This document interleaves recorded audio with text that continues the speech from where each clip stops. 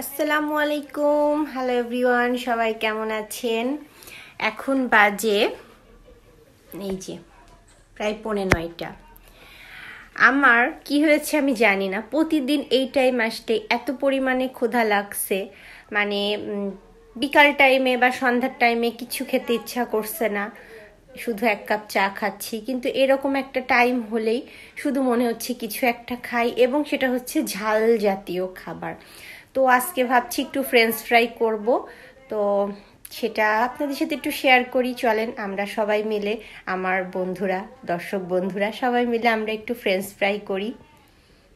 French fry করতে আলু তো লাগবেই, তো এই যে আলু নিয়ে নিয়েছি 3টা কুটে, দেখব কিরকম হয়, না হলে আরও একটা নিয়ে নেব।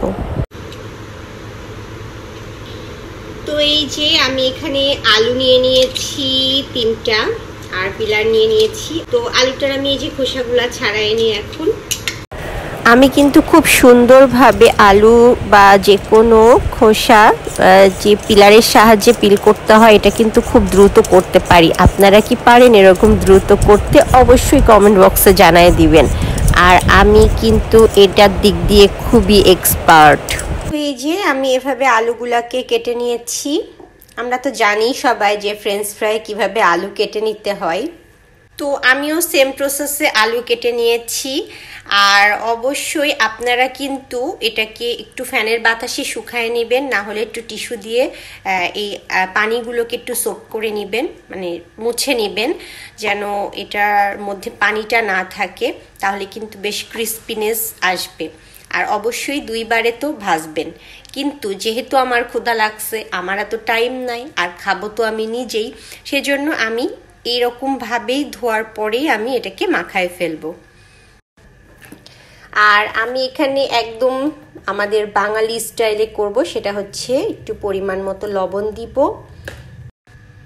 আর যে পরিমাণে ঝাল খাবেন ঝালের গুঁড়া দিবেন, চাইলে গোলমরিচের গুঁড়াও দিতে পারেন, বাট আমি এভাবেই করব কারণ আমার হচ্ছে একটু স্পাইসি ভালো লাগে। আর আপনারা চাইলে এর মধ্যে একটু ধনিয়া পাতা বা একটু হচ্ছে গোলমরিচ গুঁড়া অথবা একটু চিলি ফ্লেক্স দিতে পারেন, যেটাতে কিন্তু টেস্ট অনেক বেশি আসবে। আর শুধু শুধু ভেজে খেলেও সস দিয়ে ভেজে খেয়ে নিতে পারেন, সামান্য একটু লবণ আর কর্নফ্লাওয়ার দিয়ে। আর এইবার দেব একটু কর্নফ্লাওয়ার। আপনারা চাইলে এখানে ময়দা দিতে পারেন, আমি একটু কর্নফ্লাওয়ার দিয়ে নিচ্ছি, এটা দিলে একটু ক্রিসপিনেসটা থাকবে। এবার এটাকে খুব সুন্দরভাবে মাখায় নিব, তারপরে আপনাদের সাথে কিভাবে এটা ভাজবো সেটা শেয়ার করব। তো তেল গরম হয়ে গিয়েছে আমার, বেশি ডুবা তেলে আমি ভাজবো না, এই পরিমাণে যথেষ্ট, কোনো রকম আমার আলুগুলো ডুবে গেলেই যথেষ্ট।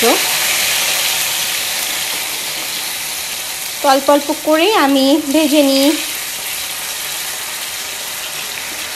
আলুগুলো, কোনো রকম ডুবো তেলে, মানে তেলের মধ্যে একটু ডুবে গেলেই আমি খুশি। বেশি ডুবা তেলে খাওয়াও ঠিক না, আমাদের ডিপ ফ্রাই খাওয়া উচিত না। তো যাই হোক, আমি এগুলো ভেজে নিই, তারপর আপনাদের সাথে দেখাচ্ছি এগুলো কিভাবে খেতে হয়। তো এই যে আমার ফ্রেঞ্চ ফ্রাই একদম রেডি। এটা কিন্তু অনেক বেশি গরম, যেহেতু এটা এইমাত্র নামালাম, অনেক অনেক বেশি গরম, তো আমি এখন মুখে নিলেই কিন্তু পুড়ে যাবে। সো একটু ঠান্ডা হোক, তারপরে আমি খাবো। আর আপনারা চাইলে একটু সস দিয়ে খেয়ে নেবেন। তো রাত বিরাতে যারই এইরকম জিনিস করে খেতে ইচ্ছা করবে অবশ্যই খাবেন। আমি হচ্ছে একদমই বাচ্চাদের মতো, মানে বাচ্চারা যেগুলা খেতে পছন্দ করে আমিও সেইগুলা খেতে অনেক বেশি পছন্দ করি। তো এই জন্য আমি যখন তখন ফ্রেঞ্চ ফ্রাই খেতে ইচ্ছা করলেই করে খেয়ে নিই, আপনারাও সেটাই করবেন। তো সবাই ভালো থাকবেন, সুস্থ থাকবেন, আল্লাহ হাফেজ।